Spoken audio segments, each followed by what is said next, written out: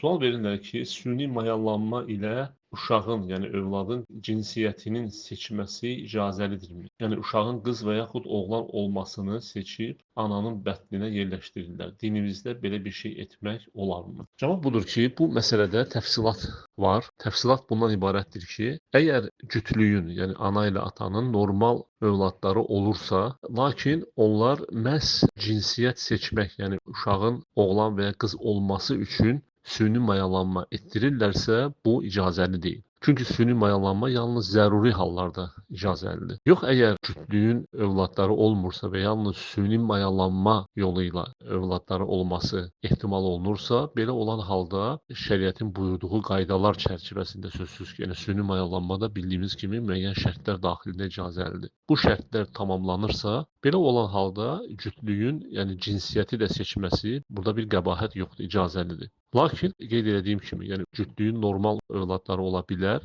lakin bunlar məhz övladı seçmək üçün, yəni süni mayalanma edirlərsə, bu düzgün deyil. Çünki süni mayalanma yalnız zəruri hallarda icazəlidir.